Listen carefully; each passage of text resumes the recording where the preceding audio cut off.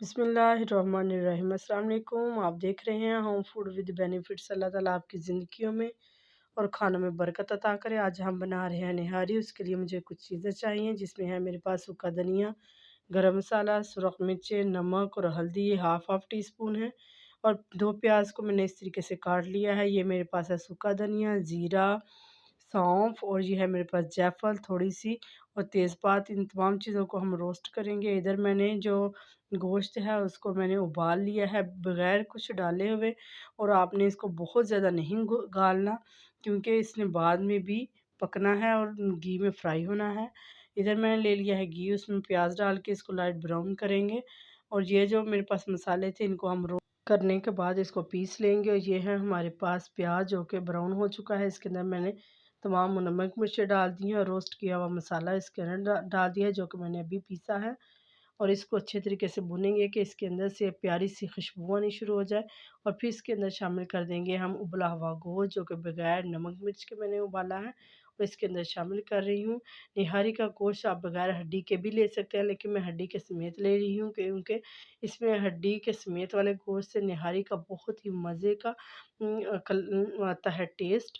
इसलिए निहारी के गोश्त के जो पीसेस हैं हमेशा बड़े होते हैं, छोटे साइज़ के नहीं होते हैं। और हम इसकी इतनी अच्छे तरीके से बुनाई करेंगे कि जो थोड़ी-सी कसर रह गई थी गोश्त में, जो कि हमने खुद अपनी मर्ज़ी से रखी थी, वो इसके अंदर निकल जाए, गोश्त अच्छे तरीके से पक जाए।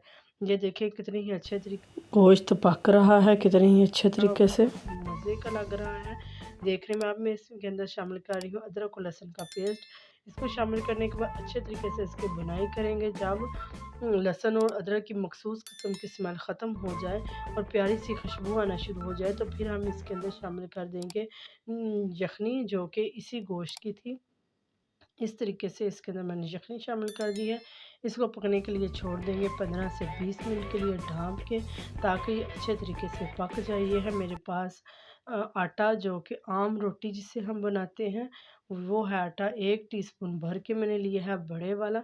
इसके अंदर थोड़ा-सा पानी शामिल कर दिया है। इसकी हमने ग्रेवी तैयार करनी है, पतली ग्रेवी तैयार करनी है, थिक ग्रेवी नहीं तैयार करनी। इधर हमारी निहारी बिल्कुल रेडी हो चुकी है पकने के लिए और पक रही है।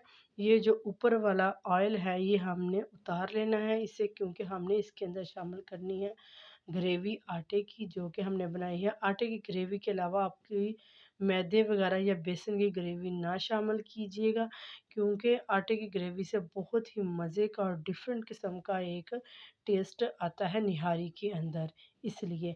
और हम अब मज़ीद इसको पकाएंगे। ये देखिए थिक होना शुरू हो गई है। अपनी मर्ज़ी से आप इसे कम या ज़्यादा थिक कर सकते हैं, लेकिन ये थोड़ी थिक ही होती है, ना ही बहुत थिक होती है, ना ही बहुत पतली होती है। ये देखिए मैं अभी एक बर्तन में से मैंने निकाल लिया है निहारी को, और ऊपर से मैं इसके ऑयल शामिल कर रही हूँ, जो कि हमने उतारा था। प्लीज़ मेरे चैनल को सब्सक्राइब कीजिए। अगर आप मेरे चैनल पे नए हैं तो अपने दोस्तों और रिश्तेदारों के साथ वीडियो शेयर कीजिए। अब मैं इसके ऊपर शामिल कर रही हूँ अदरक, जो कि मैंने बारीक-बारीक कटिंग कर ली है।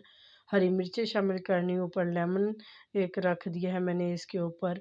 और हरी मिर्चें इस तरीके से आप इसको सर्व कर सकते हैं। अचानक से मेहमान आ जाए तो आप बहुत ही आसानी से, बहुत ही जल्दी से झटपट इसको तैयार कर सकते हैं। खुद भी मज़े कर सकते हैं और दूसरों को भी मज़े करवा सकते हैं। इंशाल्लाह हम किसी नेक्स्ट वीडियो में फिर मिलेंगे। अपना बहुत सा ख्याल रखिएगा और अपने इर्द-गिर्द के लोगों का भी ख्याल रखिएगा। Thank you watching this channel. Okay, Allah हाफ़िज़।